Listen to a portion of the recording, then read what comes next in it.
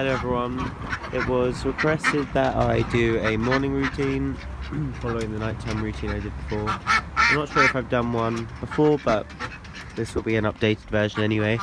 So I started by emptying out this tub, and obviously they're ducks, there's mud at the bottom of it, and that's something that you have to get used to because it can be in there a day and get disgusting. So after I filled that up, I'll go to my apple cider vinegar and pour some of that in.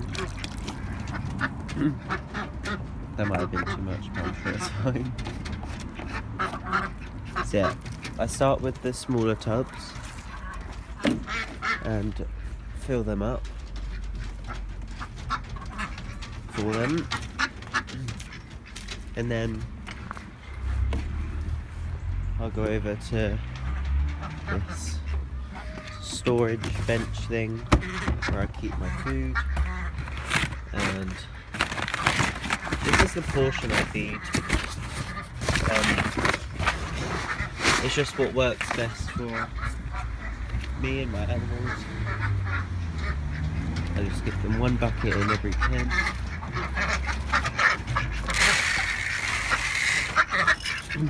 And you can decide whichever amount you want to feed your animals every day, and their bodies will become accustomed to it. So if you feed them a slightly lower amount than other people, more of it will be stored as fat, so they'll still be a healthy weight. And if you feed them too much, then they just won't eat as much of it.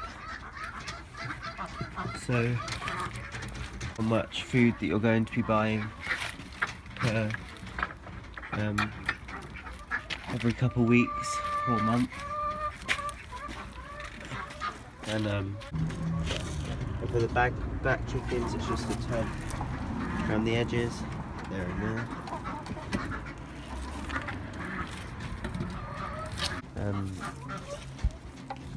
I let them out.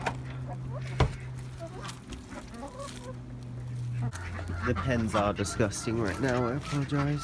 But if it's muddy, what can you do, eh? I actually have a video on my channel on what to do with muddy chicken pens, but that more applies to winter because the ground is harder, but because there's water sitting on the ground, it's not just mud. It makes the methods that I use a bit more difficult for this time of year. And there's no use putting straw down because it's just going to get wet again. So because I have so many bantams, which Mavis would fight with for food, I put their food in this big pallet where they can get however much they want whenever they want, and they're all far away from each other. I let them out.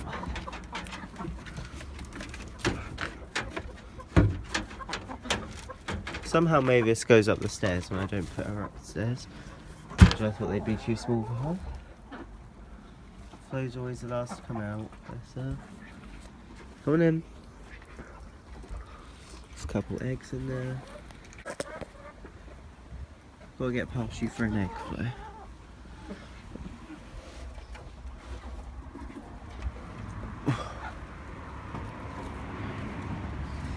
Down to egg. So yeah, they'll start eating away.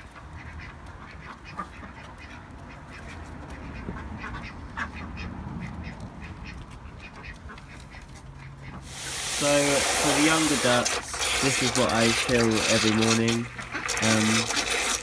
They can get in it and do their beaks and stuff. And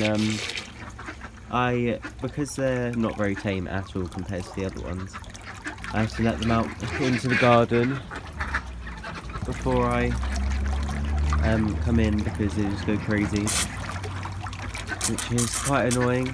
But it's because my other ducks either I've had for years or raised from ducklings myself, so whereas they were raised by one of my older ducks, and obviously taught to fear people and danger. Let's put their apple cider vinegar in. Also, as they are going through a molt, I'm doing the chickens some pasta. I do it for the ducks too, but they don't really eat it, except a couple of them.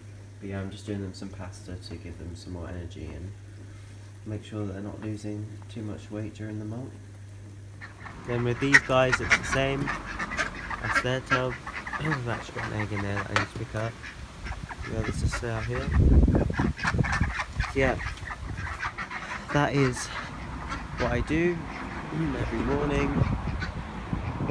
It's easier now as I don't have school until I go to college next month. But so I used to wake up at 6 or 5:30 on school days and shower and stuff, and then come out here to have time to do all of it. But now it's much easier because there's no pressure to go anywhere. But yeah, that is the morning routine of the Murray farm. Thank you for watching. Please like and subscribe if you enjoyed.